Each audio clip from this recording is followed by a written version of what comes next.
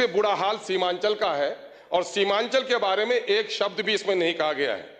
AMU और AIIMS जैसे संस्थाओं को सीमांचल की जरूरत है, उस पर कोई बात नहीं। आप देखेंगे मेरे विधानसभा क्षेत्र और सीमांचल की यही हालत है कि मेरे यहाँ 35 डॉक्टर होना चाहिए 5 लाख आबादी में, सिर्फ 11 डॉक्टर हैं।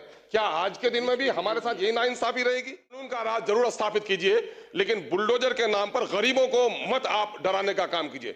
अमीरों के जो महल बने हैं गैर कानूनी तौर पर, उन पर बुलडोजर लगा दीजिएगा तो यकीनन है कि आपको हम लोग शाबाशी देंगे, लेकिन गरीबों की झोपड़ी को उजाड़ कर जिनको रोजगार नहीं दे पाए हैं उनकी वैकल्पिक व्यवस्था कर दीजिए, फिर उनको उजाड़ने चाहूंगा। बिहार में जाति आधारित गणना हुआ, लगभग 500 करोड़ नकद और सरकारी कर्मियों के खर्च को जोड़ रहे तो 5000 करोड़ का खर्च हुआ है।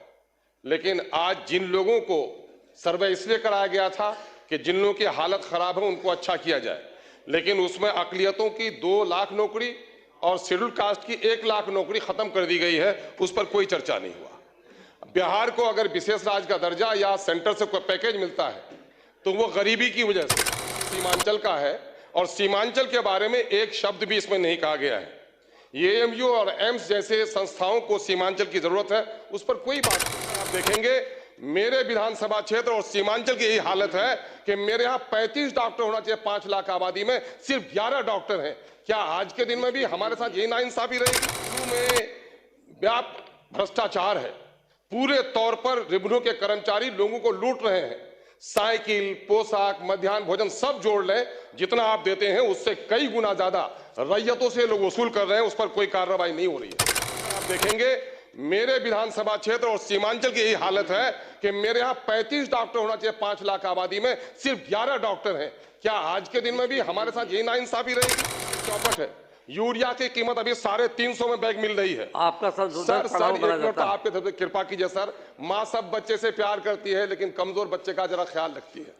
महोदय, मैं आपसे कहना चाह रहा हूं, सीमांचल कटाव है और वहां पर कटाव के सिलसिले में कुछ भी काम नहीं हो पा रहा है। मैं आपको यह भी कहना चाहता हूं कि इस वक्त कब्रिस्तानों की घेराबंदी बड़ा काम नहीं है, मामला लॉ एंड ऑर्डर को दुरुस्त बनाना है। इस वक्त गरीबों को उजाड़ा जा रहा है और माननीय मैं गृह मंत्री से कहूंगा का मामला हो गया है। कानून का राज जरूर स्थापित कीजिए, लेकिन बुलडोजर के नाम पर गरीबों को मत आप डराने का काम कीजिए। अमीरों के जो महल बने हैं गैर कानूनी तौर पर, उन पर बुलडोजर लगा दीजिएगा तो यकीनन है कि आपको हम लोग शाबाशी देंगे, लेकिन गरीबों की झोपड़ी को उजाड़ कर जिनको रोजगार नहीं दे पाए हैं उनकी वैकल्पिक व्यवस्था कर दीजिए, फिर उनको उजाड़ने उनको। महोदय, आपने समय दिया उसके लिए बहुत बहुत शुक्रिया।